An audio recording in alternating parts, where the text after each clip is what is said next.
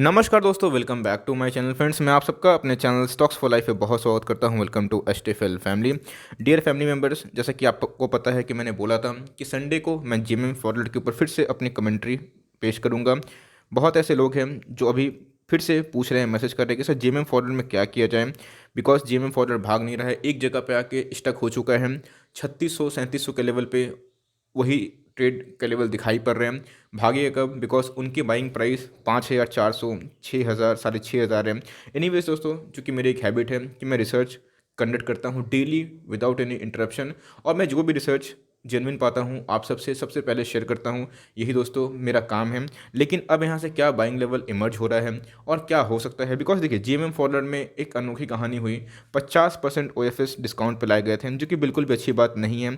लेकिन फ्रेंड्स, हाल ही में आईआरसीटीसी को क्या किया गया, 1500 से कितना, नौ दोस्तों 1500 नहीं 1400 से कितना 1800 तक ले गया गया, और उसके बाद डिस्काउंट प्राइस में ओएफएस लाया गया। तो बात प्राइवेट कंपनी की नहीं, गवर्नमेंट कंपनी भी यही कर रहे हैं। चूँकि इस पर रोक लगनी चाहिए, लेकिन वो छोड़ के कंपनी में डेंट है या फिर नहीं है। एक चीज़ दोस्तों मैं अपने पुराने एक मित्र से डिस्कस कर रहा था, मैं हमेशा करते रहता हूँ बिकॉज ऑफकोर्स स्टॉक मार्केट में कोई पंडित नहीं दोस्तों, सब लर्नर ही है मार्केट के। तो मैं हमने जो प्यारे मित्र है जो मार्केट के और भी अच्छे रिसर्चर हैं उनसे बात करते रहता हूँ। तो एक कंजर्वेशन में दोस्तों एक कॉमन टॉपिक हम लोग का सेम मिला।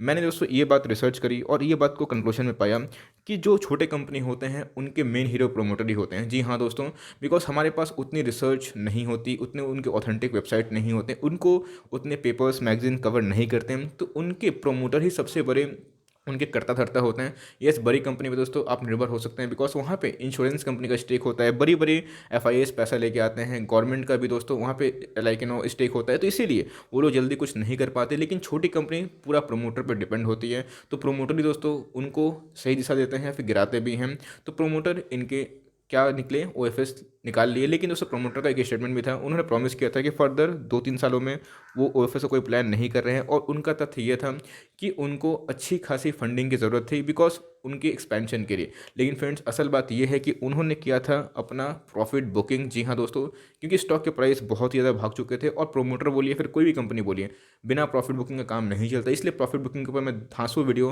लाई है, और दोस्तों प्लेलिस्ट में मैं डाल दिया हूँ। इवन मैं इस वीडियो के लिंक में भी दे दूंगा, आप जाके ज़रूर देखिएगा और अपने नॉलेज को दुरुस्त करिएगा। चैनल में फर्स्ट टाइम है सब्सक्राइब कर सकते हैं इस तरह के दिग्गज वीडियो को सबसे पहले एक्सेस करने के लिए। Now without any further time, let's begin. जैसे कि अभी की बात की जाए तो हमें दोस्तों 3700 के लेवल पे ये कॉन्सोलिडेट होते हुए देखने को मिल रहे हैं। बात की जाए 3650 के लेवल को ये टच करने की कोशिश की थी, लेकिन अच्छी बात तो यह है कि 3700 के ऊपर सस्टेन हुआ, जो कि एक अच्छी बात है। 37 प्रीवियस डे का इंटर डे का हाई था। बात की जाए 52 वीक लो कितना कम था दोस्तों, और 52 वीक लो से कोई भी अगर स्टॉक 4x 3x 5x भाग जाए तो प्रॉफिट बुकिंग हो गई। मार्केट कैप की बात की जाए तो छोटी कंपनी है, इसलिए मैंने बोला प्रमोटर का दोस्तों विजन बहुत ही इंपॉर्टेंट होता है, इसलिए प्रमोटर को हमेशा फॉलो करिए बिकॉज उनके प्रमोटर ही सबसे बड़े कर्ता धर्ता होते हैं। इंडस्ट्री पी की बात की जाए तो 14 की है, लेकिन स्टॉक दोस्तों 76 का हो रहा है, क्योंकि ये मार्केट लीडर है। और मैं आपको अभी यहाँ पे इंकरेज करूँगा कि इनकी ऑफिशियल वेबसाइट पे जाके ज़रूर देखें कि क्या मैन्युफैक्चर करते हैं और किस इंडस्ट्री में ये काम करते हैं, तभी जाके दोस्तों आप स्टॉक मार्केट में एक पक्के वाले खिलाड़ी बनेंगे। डिलीवरीज हमें ठीक ठाक दिखाई दे रही है।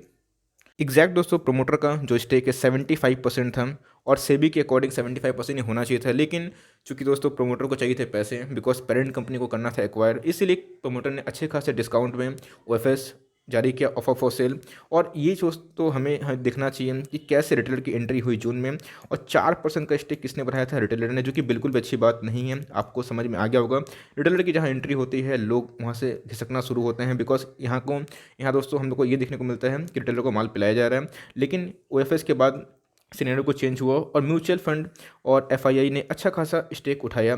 और एक चीज़ दोस्तों अच्छी है कि अभी तक इंश्योरेंस कंपनी जहाँ पे 0% स्टेक थे, इंश्योरेंस कंपनी का स्टेक 1.5% के अप्रॉक्स है, जो कि बहुत ही अच्छी बात। बहुत लोग पूछ रहे हैं कि प्राइस कब भागेगा। दोस्तों मैं आपसे पूछना चाहता हूँ कि प्राइस कब भागेगा वो छोड़िए, आप पहले बताइए कि कंपनी पे भरोसा है। कंपनी पे भरोसा रहेगा तो ही दोस्तों आप स्टॉक मार्केट में सही में एक अच्छे खासे मुनाफे में रहेंगे, अच्छा खासा खुद डिसीजन ले पाएंगे। बिकॉज आप हमेशा प्राइस को चेस करते हैं, प्राइस को नहीं, उनके फंडामेंटल को चेस करिए। फंडामेंटल मैं क्यों बोल रहा हूँ, फंडामेंटल आता है उनके अर्निंग से। क्या अर्निंग में खराबी है? बिल्कुल नहीं दोस्तों, अर्निंग हमें बढ़ती हुई देखने को मिल रही है, जो कि सेल्स होते हैं।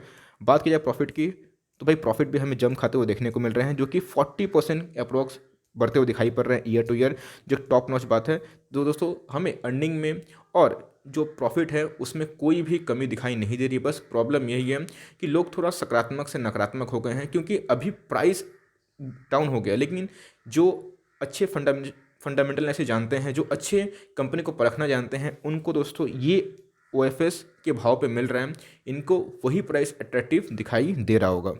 कंपनी के रिजर्व और सरप्लस की बात की जाए तो 266 करोड़ से कितना हो चुका है 340, जो कि एक अच्छी बात है और एक कमांडिंग वाली बात भी है। कंपनी के अर्निंग पर शेयर बहुत ही इंपॉर्टेंट होते हैं दोस्तों, कि कंपनी के जो फाइनेंशियल जो रिजल्ट्स होते हैं, कैसा परफॉर्मेंस, इनके Q2 के नतीजे आए थे, मुझे अच्छे से याद है। मुझे इनके नतीजे बहुत ही आउटस्टैंडिंग लगे दोस्तों, सही में ख़राब नहीं लगे, और इसीलिए उसका रिफ्लेक्शन देखने को मिल सकता है 2019 से 2020 में हमें ईपीएस में जंप दिखाई दे रहा है। खास बात तो ये है दोस्तों कि कंपनी के जो आरओई है, मेन चीज़ है, प्राइस को छोड़ दीजिए, आरओआई रिटर्न ऑन इन्वेस्टमेंट कितना मिल रहा है उस पर ध्यान नहीं दीजिए। आरओई कितना मिल रहा है, रिटर्न ऑन कैपिटल एम्प्लॉयड दोस्तों, और रिटर्न ऑन इक्विटी, ये दो बहुत इंपॉर्टेंट पैरामीटर होते हैं। तो आरओसी भी हमें 25 दिखाई पड़ रही है, जो कि एक अच्छी वाली बात है, और आरओई छोटी कंपनी के हिसाब से ये अच्छी है। 25 होती तो बहुत बहुत अच्छी होती, लेकिन दोस्तों ये भी ख़राब नहीं है, बहुत ही अच्छी है। इसका मतलब कंपनी अभी तक बेहतरीन दिखाई पड़ रही है। यस, अब कंपनी दोस्तों वैल्यूएशन के अकॉर्डिंग अगर आप देखें तो बर्गर किंग के 200 रुपये डिजर्व नहीं करता था, लेकिन लोगों ने माल खरीदा। क्यों? तो उनको प्राइस चेस करना था। बहुत लोगों ने दोस्तों जेम फॉरवर्ड को भी खरीदा, बिकॉज ऑफ प्राइस को चेस करते हैं, फंडामेंटल को नहीं। लेकिन इसका असल वैल्यू जब उस पर ट्रेड होता है तो लोग खरीदते नहीं है, लेकिन एक बार जैसे ही ब्रेकआउट देगा, लोग दोस्तों फिर प्राइस को चेस करके आ जाएंगे। लेकिन साइलेंटली यहाँ पे जो बड़े इन्वेस्टर हैं वो माल को इकट्ठा कर रहे हैं, क्योंकि आप करंट रेशियो देखें तो भी अच्छी बात है, 2% से ऊपर दिखाई पड़ रही है। और डेट टू इक्विटी अप्रॉक्स दोस्तों डेट फ्री कंपनी आप कंसिडर कर सकते हैं। 2019 में डेट फ्री कंपनी थी, माइनर सा डेट है, और आप इसको जीरो डेट भी कंसिडर कर सकते हैं। कंपनी के 4 साल की परफॉर्मेंस की बात की जाए दोस्तों, तो 4 साल में कंपनी के परफॉर्मेंस देख सकते हैं, रेवेन्यू बढ़ रहा है, कंपनी के प्रॉफिट भी बढ़ रहे हैं। तो इसका मतलब कंपनी अभी तक जो मैंने आपसे डिस्कस किया, कंपनी के सेल्स राइज है, कंपनी के प्रॉफिट राइज है, कंपनी के अदर पैरामीटर्स बहुत ही अच्छे हैं। Company approx debt free company आप कंसिडर कर सकते हैं। सारी पैरामीटर्स हमें अच्छी खासी देखने को मिल रही है, लेकिन फिर भी लोग इस भाव पे माल उठाना नहीं जा रहे हैं दोस्तों। इस बात की कोई गारंटी नहीं है कि इधर से नहीं गिर सकता है, ऑफकोर्स गिर सकता है, लेकिन दोस्तों यहाँ की बात की जाए तो यहाँ पे मुझे to be very honest least possibility दिखाई पड़ रही है डाउन साइड की, और आने वाले 2 साल में 3 साल में मुझे ह्यूज अपसाइड दिखाई दे रहा है। इसके पीछे का लॉजिक अगर आप मुझे फॉलो करते हैं तो आप समझ गए होंगे कि मैं किसी पे दोस्तों डिपेंडेंट नहीं रहता हूँ, मैं खुद की स्टडी खुद करता हूँ। आप देख सकते हैं कि 18 के बाद इतना गिरावट हो गया, उसके बाद भी दोस्तों कंपनी का परफॉर्मेंस क्या है, आप देख सकते हैं कि 423% रिटर्न दिखाई दे रहा है। और सिर्फ 423% का रिटर्न दोस्तों ये देख के आप चौंकिएगा मत, लेकिन जब ये हाई बना रहा था तो रिटर्न और भी बेहतरीन थे, और भी ज़्यादा थे। लेकिन दोस्तों इधर पे हमें पंप एंड डंप देखने को मिली थी। इधर पे जो अचानक से जो राइस हुआ था, ये ओएफएस के पहले आया था। एसएलबी की कहानी हुई थी दोस्तों, सिक्योरिटी लेंडिंग एंड बोरोइंग, ये क्या होता है मैंने इसके पहले कवर किया था। यस दोस्तों, कंपनी को ये चीज़ नहीं करनी चाहिए, लेकिन अगर आप इस चीज़ को लेके बैठे हुए रहेंगे कि नहीं कंपनी ने ख़राब किया, फ्रेंड्स ये सब कोई कर रहे हैं, ये बात मानना चाहिए। अगर आप इसको ओवरकम कर सकते हैं तो मुझे प्राइस ख़राब नहीं लग रहा है।